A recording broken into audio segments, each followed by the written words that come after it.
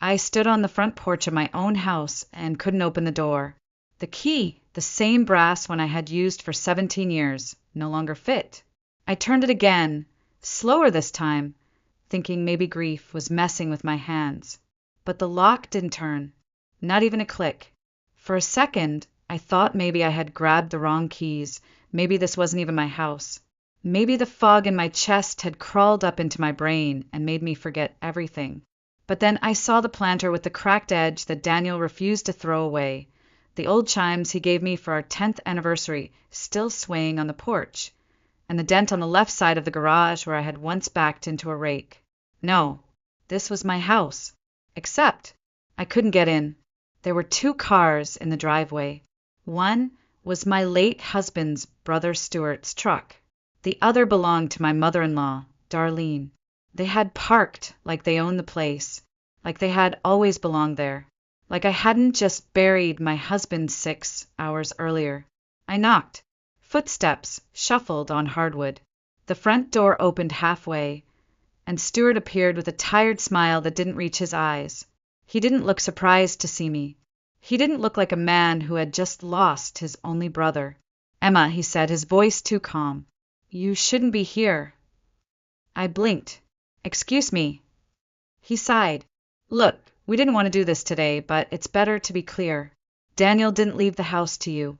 It's still under his name, and he had discussed with Mom and me.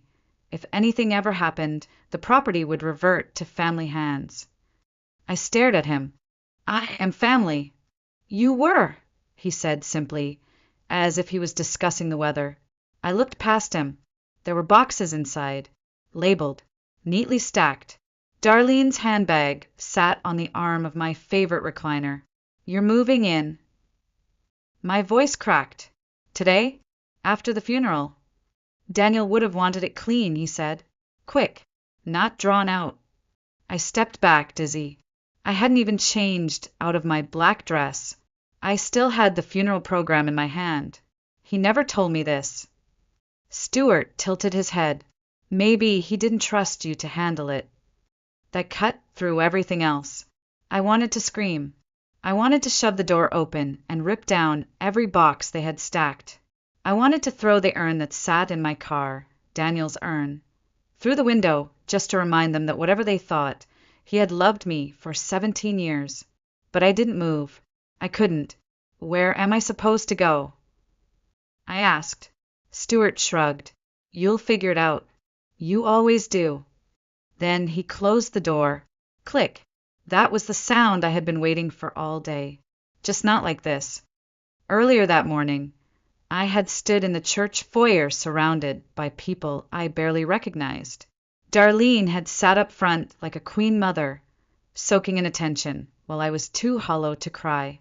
Stuart had given the eulogy. He hadn't mentioned me once. I had convinced myself it was just grief, that they were acting strange because they were broken inside. Now I understood. They were planning this all along. By the time I got back in my car, my hands were shaking so hard I dropped the keys. I picked them up, gripping them until the edges dug into my palm. These keys meant nothing now. I drove aimlessly for nearly an hour before pulling into the driveway of someone I hadn't seen in nearly a year, Karen, my old friend from high school. She opened the door in pajamas and gasped when she saw my face. "I have nowhere to go," I whispered. She stepped aside. "Then you're staying here." That night, I sat on her couch with a blanket wrapped around me and a cup of microwave tea in my hands. I stared at nothing. I replayed every moment of the funeral, every word Stuart had said, every box I had seen behind him. And somewhere between midnight and morning, one thought became clear in my mind. They weren't grieving. They were preparing. And I had just stepped into a war I didn't even know had begun. The morning light felt wrong. It spilled through Karen's window like it didn't know my life had ended. I woke on her couch, still in the black dress from the funeral, now wrinkled and clinging to me like a memory I couldn't peel off. My shoes were on the floor, neatly placed side by someone who had cared enough to do it. Not me. I hadn't even remembered taking them off. Karen was in the kitchen, Scrambling eggs like this was just any Tuesday. But the way she glanced at me, it wasn't pity. It was something softer, like she was holding her breath for me. "Morning," she said. "I wasn't sure what you eat, but you need something." I nodded. I didn't want food, but I wanted her effort to mean something. As I sat at her kitchen table, she finally asked, "Emma, what the hell happened yesterday?" So I told her. Not all of it. Not the way Stuart looked at me like I was a guest in my own life. Not the way the lock had resisted me like I was an intruder. Just enough to let her know that I wasn't safe anymore. When I mentioned the house, she stopped stirring. "But your name's not on the deed." I shook my head. It was Daniel's before we got married. He never updated it. After 17 years, I let that question hang in the air. I didn't have an answer. The truth was, we never thought it mattered. We had no children, no major fights, no reason to think anything would go wrong. We were one of those quiet, boring couples who held hands in parking lots and argued about grocery lists. Until one day, Daniel's heart just stopped. No warning. No godbis. Now I was just a widow on paper. And apparently not even that. By noon, I was on the phone with the lawyer who had handled Daniel's will. His voice was crisp, formal, polished like a man who rarely had to deal with emotion. "I'm sorry, Mrs. Bradford," he said, "but the house was not transferred to your name, and there was no updated will after 2014. The official beneficiary is listed as his mother, Darlene Taylor." My heart sank. "But we were married." "Yes, and as surviving spouse, you may have a claim, but only if we can demonstrate intent or challenge the distribution. I must warn you, that's difficult without a legal paper trail." I laughed bitterly. "So, 17 years together mean nothing?" Silence. Then he added, "I wish I had better news." I hung up and stared at the wall for a long time. Karen didn't ask what he said. She just placed a blanket over my shoulders and sat down next to me. I think that was the first moment I truly broke. Not when Daniel died, not even when they locked me out of the house, but when I realized I had built an entire life inside someone else's paperwork, and it could be erased just like that. By that evening, Darlene had changed the locks, hired a cleaning crew, and posted a photo of herself in my kitchen on Facebook with the caption, "Back home where I belong."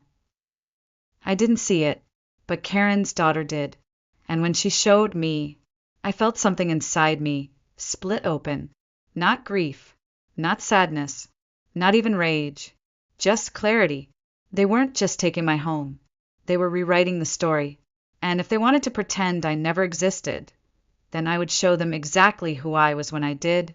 The next morning, I returned to the courthouse, not the one with judges and marble floors, but the county records office, tucked behind the DMV in a building that still smelled like mildew and bureaucracy. It wasn't revenge I was after. It was proof that Daniel had meant to do better, that I wasn't just an afterthought, a placeholder until death. I waited in line behind a man arguing about a property tax notice and a woman registering a boat she said she didn't even want. When it was finally my turn, the clerk barely looked up. "Name?" "Emma Bradford." "I'm trying to find property documents tied to Daniel Bradford. He passed away last week." She typed slowly. "Do you have his social?" I handed her a wrinkled copy of the death certificate and the old mortgage statement. She scanned it, then raised an eyebrow. "There's a transfer request here, dated January 3rd of this year. Notarized but not filed." My breath caught. "What does that mean?" She turned the screen so I could see. There it was in Daniel's familiar handwriting. The deed transfer form with my name filled in as grantee. It had a signature, a notary stamp, but one box remained unchecked, recorded in county system. It means he filled it out, got it notarized, but he never brought it in to file. I stared at the screen. 1,000 moments between us came rushing back. The way he'd kissed my forehead that night after New Year's dinner, whispered something about taking care of things. The folder I'd found on his desk with post-it notes that said, "Call Monday." He had tried. He just didn't get the chance. I asked for a certified copy and left the building gripping it like a lifeline. When I got to Karen's car, I cried.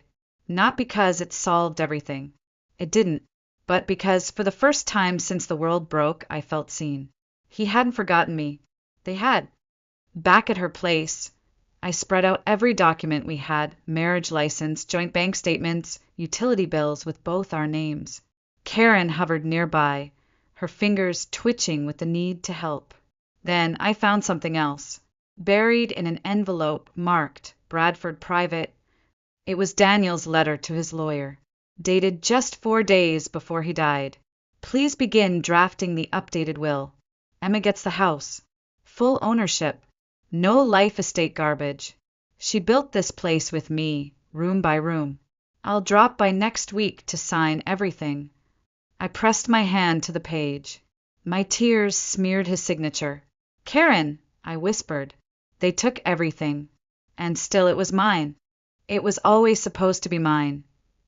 She looked at me the way people look at shattered things they can't glue back together. And then she said something I'll never forget. Emma, grief doesn't make people cruel. It reveals who they already were. That night I didn't sleep. I sat in Karen's guest room with a stack of files and an ache in my chest I couldn't name. It wasn't just mourning Daniel anymore. It was mourning the version of me that thought loyalty was enough. They had underestimated me. But worse than that, they had underestimated him. And now I had a choice. Let them bury me in silence, or speak, with everything he left behind. It was just past 4:30 in the afternoon when I pulled up to the house on Riverbend Lane. My house. The golden hour sun spilled across the porch Daniel and I had painted together. The shutters were now a different color, his sister's favorite sage green. There were new lawn chairs, wind chimes, and on the front door hung a spring wreath I didn't recognize. A stranger's home. But I wasn't a stranger. I rang the bell. It took a moment, then footsteps approached. Heavy, rushed, irritated. Pamela opened the door, wine glass in hand, lips painted crimson. Oh, she blinked. You. She didn't move aside. You're not supposed to be here. I held up the deed transfer. She didn't look at it. You can't just barge in, Emma. This isn't a movie. No, I said, stepping forward, it's not. Because in movies, the widow isn't erased 5 days after the funeral. Her hand dropped from the doorknob, but she didn't back away. Voices floated from inside. Laughter, clinking silverware, someone playing piano off-key. They were celebrating. I walked past her. In the dining room, the whole family was gathered. Daniel's brother Paul, his niece Harper, even the cousin who hadn't spoken to us in 5 years. They were seated around the long mahogany table I had refinished with Daniel the summer before his diagnosis. At the head of the table sat her Mary, Daniel's mother, still wearing black, still playing grieving matriarch. Oh, she said when she saw me, you must be lost. I placed the file folder on the table. Daniel's letter, the unfiled deed, the notarized affidavit I'd obtained that morning. No, I said quietly. I came to return what's mine. Paul scoffed. Emma, if this is about the will, it's not, I cut in. It's about the truth. I pulled out the letter. Read it aloud. When I finished, the room was silent. Harper was the first to speak. He left it to you? I nodded. Mary's mouth curled. Unfiled documents mean nothing, dear. The law is clear. I met her eyes. And so is intent. She started to protest, but I held up one more paper. A formal notice of legal petition for estate dispute, filed in my name, with an injunction request to bar further use of the property until the court reviewed rightful ownership. Silence. No piano. No laughter. Only the quiet tick of the grandfather clock in the corner. I looked at each of them, faces once familiar, now masks of discomfort and greed. Pamela spoke from behind me. You think this makes you look dignified? I turned. No, I said softly. It makes me look done. I walked out without waiting for applause, without turning back, because the woman who used to wait for permission to belong was gone. I sat in the back corner of the Charleston County Courthouse, room 6B, clutching the folder I'd carried with me for weeks, but had only opened a dozen times. The courtroom was nearly empty. A few people waited for traffic hearings, one young couple holding hands in a custody dispute. No one knew me. No one cared what had been stolen, except me. The clerk finally called my name. I walked to the front and handed over the documents, the handwritten letter, the signed transfer, Daniel's will, and the timeline of events from the moment he passed to the moment they changed the locks on me. I'd like to file a motion to contest the estate transfer, I said. My voice didn't shake. Name of the defendant? The clerk asked. I breathed in through my nose. Mary Ellen Barrett, his mother, and then after a pause, and Pamela Green, his sister. They currently reside at the disputed property. The woman nodded, stapled the packet, and stamped it. And just like that, it was real. 3 days later, they received notice. Pamela called that evening. I didn't pick up. The voicemail was short, full of rage, and ended with, "You'll regret this." I deleted it. Regret? No. I regretted not seeing the signs sooner. I regretted thinking family meant protection. But I didn't regret fighting back. Because something shifted the day I walked into that courtroom. For the first time since Daniel's death, I felt like I wasn't just surviving anymore. I was moving. The legal battle wasn't fast. It never is. But it was thorough. My lawyer, Carla Jenkins, was a quiet woman with a face carved by years in probate litigation. She didn't offer sympathy. She offered strategy. On our second meeting, she flipped through Daniel's handwritten letter and said simply, "This changes everything." He didn't update the formal will, but this, combined with the unfiled deed and the signed affidavit, this shows intent. We can argue undue interference. She leaned back. You're going to need to be patient and calm. They'll come after your character. They'll say you were unstable, that he wasn't of sound mind. I nodded. I'd rehearsed it all in my head already. What I didn't expect was the surveillance video. Carla discovered it 2 weeks into the investigation. A security camera from the pharmacy Daniel used in his final months had captured audio. March 10th, 6 days before his death. Daniel, frail and hunched, sat at the counter filling out a prescription. Pamela stood behind him, arguing with someone on the phone. "You can't let her keep the house," she snapped. "She's not even blood. I don't care what he says. He's delirious half the time anyway." The clerk heard. The camera heard. And now the court would hear it too. That changed everything. Suddenly, we weren't just fighting for a house. We were fighting to prove that in his final days, Daniel was manipulated by the people who claimed to love him most. Carla submitted the recording with a supplemental statement. And from that moment on, the energy shifted. Mary didn't show up to the first hearing. Pamela did, alone, pale, trembling slightly. She didn't speak when the judge read out the recording's transcript. She didn't make eye contact when I passed her in the hallway. And when Carla leaned in and whispered, "They're going to settle," I can feel it. I didn't feel triumph. Not yet. Because it wasn't just about the house. It was about erasing me. And that would take more than one court date to undo. The email arrived at 8:12 a.m., subject line in all caps, settlement proposal. It was from Pamela's attorney, a sleek, boutique firm out of Atlanta that probably charged $600 an hour just to spell my name wrong. I didn't open it at first. Just stared at the notification blinking on my phone while my coffee went cold on the windowsill. Part of me hoped it was an apology. I should have known better. Inside the PDF was a single-page offer. $175,000 in cash, no acknowledgement of wrongdoing. I vacate all claims to Daniel's estate. I sign an NDA. I walk away. Carla called me within the hour. "They're scared," she said.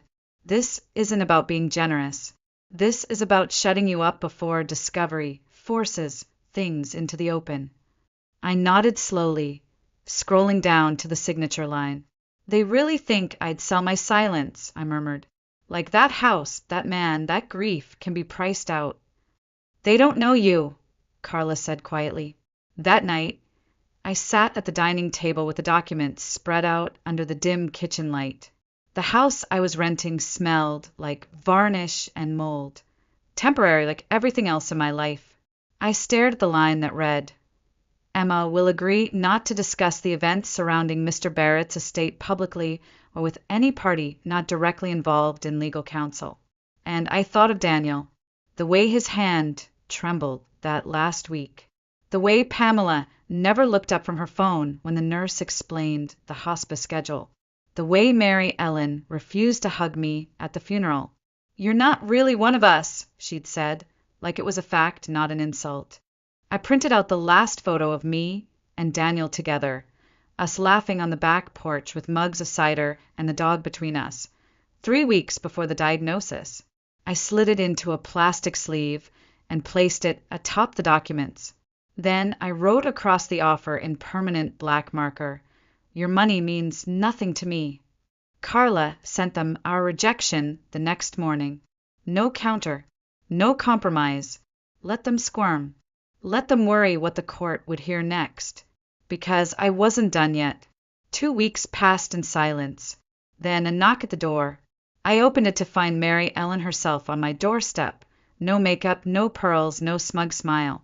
Just her, in a beige windbreaker, holding a bag of lemon cookies I used to bake for Daniel on cold days. I thought we could talk, she said. I didn't move. I know you're angry, she began, but we've all lost so much. I folded my arms. You lost a son. I lost my husband. But only one of us was locked out of their own home less than a week after the funeral. She didn't respond. I came because I wanted to give you this. She handed me a box, velvet, navy old. Inside was Daniel's watch, the one I thought was buried with him. It was in his nightstand, she said, voice cracking. He wanted you to have it. I couldn't or wouldn't. I asked. Silence again. I didn't come to fight, she whispered. I came to ask if we could move on. I looked at the watch, then back at her. You stole my name from the mailbox, I said. You changed the locks, the title, the will. And you want me to just move on. I'm tired, she said simply. I nodded. So am I. And then I closed the door. The courtroom was colder than I expected. Not the kind of cold you feel in your bones, but the sterile, humming air of a place where nothing kind ever happens. The kind of room where people decide who gets to keep what after the love has rotted out of it. Carla leaned toward me, whispering, Let them underestimate you. I didn't answer. My hands were shaking, but I kept them in my lap. Across the aisle sat Pamela in a tailored navy suit, her pearl earrings glinting under the fluorescence. She looked like she was attending a charity gala, not a hearing to determine whether she'd illegally seized control of her dead son's estate. The judge, a silver-haired woman named Miriam Chin, called things to order. Her eyes were sharp, unblinking. Then came the evidence. Emails between Pamela and Daniel's financial advisor, dated just 2 days after his first chemo round. She'd asked about emergency transfer protocols. Next, a voice memo from Daniel's hospice nurse, verifying that I was listed as his primary decision-maker and had been removed without being informed. Carla handed over copies of Daniel's original will, notarized, dated back to 2021, the one where he'd named me not only as his wife but sole heir cosigner, an executor of all posthumous affairs. Then she revealed the smoking gun, a second will, supposedly signed by Daniel in his final week, where everything had been rewritten to favor Pamela and Mary Ellen. There was just one problem. Daniel's signature was perfect. Too perfect. The kind of perfect that only shows up when someone traces it from a scanned PDF. Carla held both versions up under the projector. You could see the pressure points, the hesitation in the second signature. It wasn't handwriting, it was mimicry. There was a ripple across the room. Pamela stiffened. Mary Ellen's hand flew to her mouth. Carla turned toward the bench. "We believe this second will is not only invalid," she said evenly, "but criminally fraudulent." Gasps broke out. The judge banged her gavel. Pamela's attorney asked for a recess.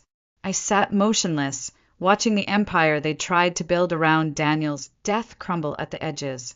For the first time, I saw Pamela's hands tremble. For the first time, I didn't feel like the intruder. That night, I walked out of the courthouse with Carla at my side. No one followed me. No reporters. No glares. No family members calling me gold digger or not a real Barrett. Just me and the echo of Daniel's voice in my memory. "Promise me," he once whispered during a fever dream in January, "if they try to take you down, you don't let them." I didn't. I had stayed. I had fought. And now the judge had frozen all accounts tied to the disputed will. A full investigation was underway. Pamela could be facing charges. For the first time since Daniel died, I wasn't the one scrambling to survive. I was the one holding the line. A week after the hearing, a certified envelope arrived at Carla's office, marked private, to be handed to Mrs. Emma Barrett only. It was from Daniel's old lawyer, someone he'd worked with years before his illness. Inside was a handwritten note and a key.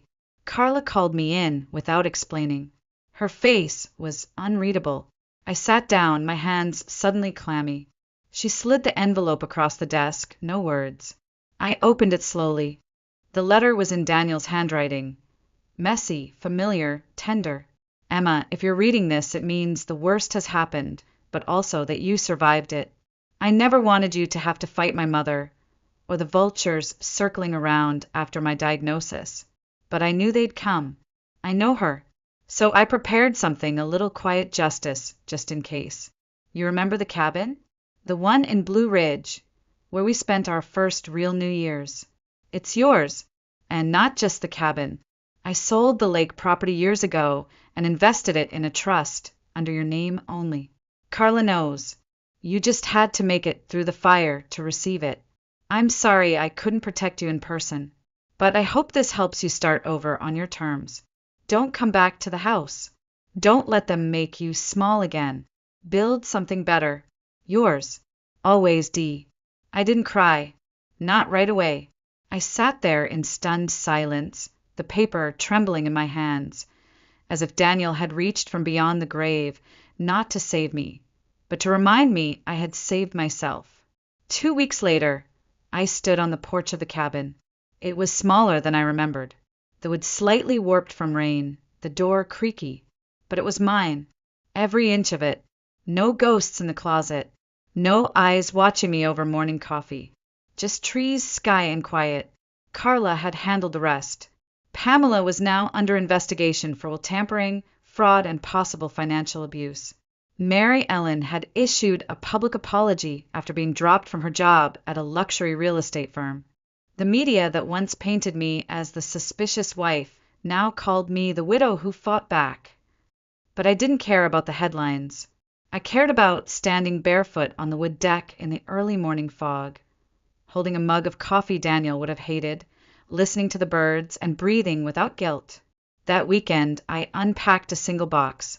Inside was a photo from the day we moved into our old home. Daniel was grinning, covered in paint. I had taped a note to the frame. This was not the end. I placed it on the mantel and walked outside. A small group of neighbors was gathering down the trail for the local farmers market. Someone waved.